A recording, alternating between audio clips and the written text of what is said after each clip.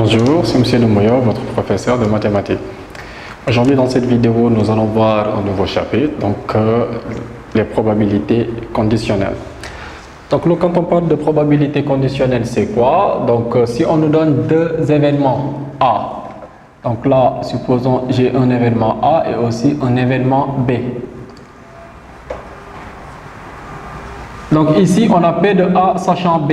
Donc qu'est-ce que ça signifie? Donc cela veut dire que la probabilité d'obtenir A dépend donc de B. Donc la réalisation de A va dépendre de B, c'est ce qu'on appelle une probabilité conditionnelle. Donc ici, si on vous demande de faire le calcul, la formule qu'il faut appliquer, c'est P de A inter B divisé par P de B.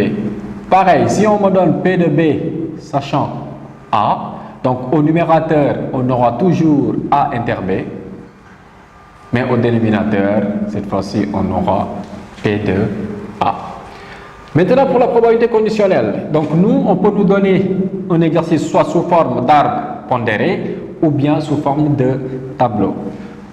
Regardez ce qu'on a ici. Donc là, on a A et là, j'ai A bar. Ici, on a, supposons, je donne B, B bar. Donc là aussi, j'ai B et B bar. Qu'est-ce que ça signifie? Ici, admettons, on nous donne 0,1. Donc la probabilité de A est égale à 0,1. Mais là, puisqu'on a ces deux branches, la somme des probabilités doit être égale à 1. Donc pour trouver A bar, j'ai fait 1 moins P de A. Donc ici, on aura 0,9. Maintenant, ici, c'est quoi? A est réalisé. Donc là, on a B. B est réalisé si A est réalisé. Donc admettons ici, je donne 0,80. Qu'est-ce que ça signifie? 0,80, c'est la probabilité de B sachant A. Quelle est la probabilité que B soit réalisé sachant que A est déjà réalisé? Donc là, vous lisez directement la valeur ici. On obtient 0,80.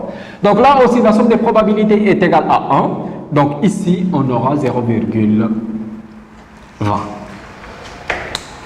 Là aussi, j'ai A bar et B. Donc, quelle est la probabilité que B soit réalisé, sachant que A bar est réalisé? Donc là aussi, je vais donner une valeur. Admettons ici, je donne 0,40. Et là, j'aurai 0,60. Donc, nous, c'est ça qu'on obtient. Donc, ici, si vous regardez bien, pour la deuxième branche, on n'a que des probabilités conditionnelles. Maintenant, si je veux trouver P de A inter B, donc P de A inter B, je fais le produit des deux, 0,1 multiplié par 0,80. Donc, 0,1, c'est P de A.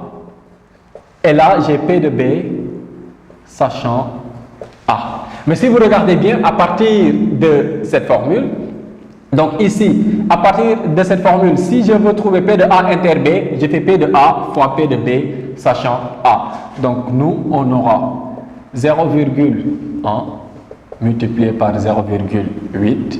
Au final, on obtient 0,08. Donc là aussi, on fait la même chose.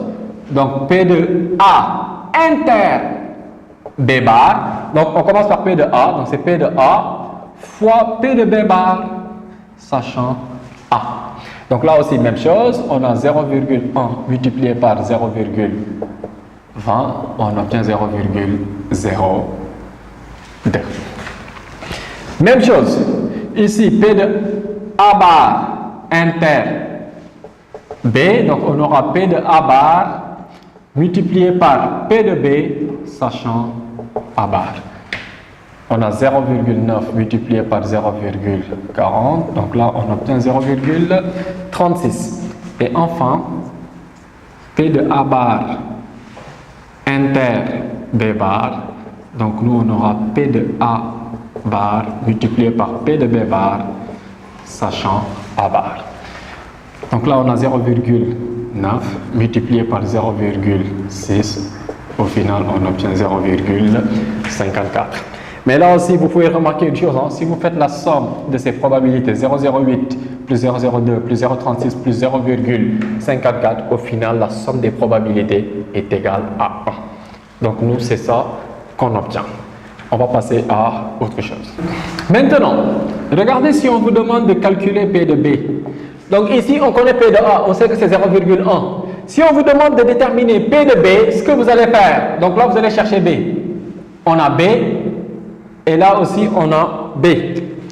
Pour faire le calcul, on aura P de A inter B, plus, donc là, on aura P de A bar inter B. Si on fait le calcul, le résultat sera égal à P de B. Pourquoi? Parce qu'ici, B n'a pas changé. Alors que là, on est passé de A à A bar. Un autre exemple, regardez si on vous donne P de A inter B plus P de A inter C plus P de A inter D plus jusqu'à P de A inter Z, le résultat sera égal à P de A. Pourquoi P de A? Parce qu'ici, A n'a pas changé, alors que les autres lettres ont changé. Donc là, on a déjà calculé tout à l'heure P de A inter B et P de A bar inter B bar. Donc là, je vais juste faire la somme et trouver le résultat. Donc ici, A inter B, donc ce qu'on avait tout à l'heure, c'était 0,08. Et maintenant, A bar inter B, on a 0,36. Et nous, si on fait le calcul, on aura 0,44. Et si vous voulez trouver P de B bar, donc vous faites 1 moins P de B, donc cela dit 1 moins 0,44 qui vous donne 0,56. Donc nous, c'est ça qu'on a si on nous demande de calculer, donc de déterminer la probabilité avec l'arbre. Maintenant, regardez ce qu'on va faire. Si on me demande de calculer P de B, sachant, donc P de A sachant B. Donc là, on l'a vu tout à l'heure pour la formule, donc P de A sachant B. Donc nous, on aura P de A inter B sur P de B. Donc P de B, c'est ce qu'on vient de calculer. Et là, donc P de A inter B, on l'a au numérateur, on a 0,08. Et là, on obtient 0,44. Ici, on aura à peu près 0,18 si j'arrondis à 2 chiffres après la virgule. Donc là, on a bien P de A sachant B, mais par contre, pour déterminer P de B sachant A, on n'a pas besoin de faire le calcul, on lit directement la valeur. Ici, c'est 0,80. Donc là, on va passer à un autre exemple.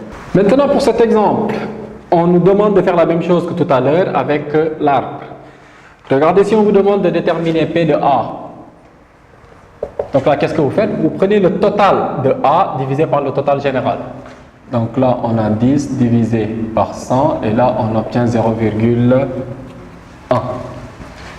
Ensuite, si on vous demande aussi de calculer P de A bar, bon là c'est simple, je peux écrire directement 1 moins P de A et là j'obtiens 0,9 ou bien j'ai fait 90 divisé par 100.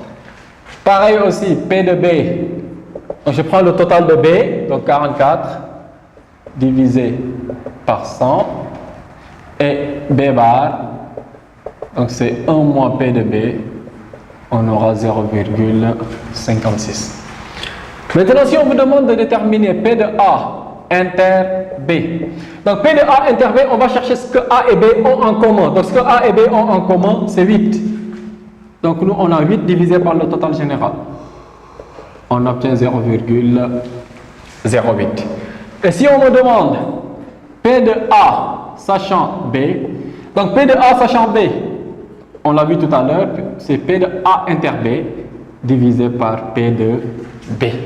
Donc A inter B, donc c'est ce que A et B ont en commun, on a 0,08. Et P de B, donc là, on obtient, donc on l'a calculé tout à l'heure, 0,44. Et nous, si on fait le calcul, on aura à peu près 0,18. Donc, pareil aussi pour autre chose, si on me demande de calculer P de A bar, sachant par exemple B, donc là, qu'est-ce qu'on va faire? Bon, je peux appliquer la formule, donc P de A bar inter B divisé par P de B. Donc, nous, qu'est-ce qu'on constate? Donc, pour P de A bar inter B, on va chercher ce que A bar, donc A bar et B ont en commun. Donc, on prend les 0,36. On a 0,36 divisé par 0,44. Donc nous, qu'est-ce qu'on constate? Ce résultat n'est rien d'autre que 1 moins P de A sachant B. Donc au départ, on avait 0,18, donc là, on aura à peu près 0,82. C'était tout pour cette vidéo. Donc n'oubliez pas de laisser un commentaire et de vous abonner. Je vous remercie.